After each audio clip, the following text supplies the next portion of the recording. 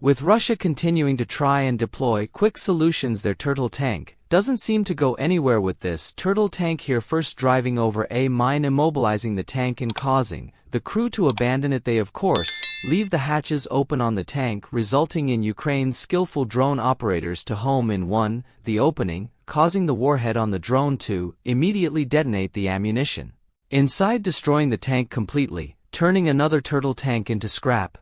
metal, leaving one less turtle tank for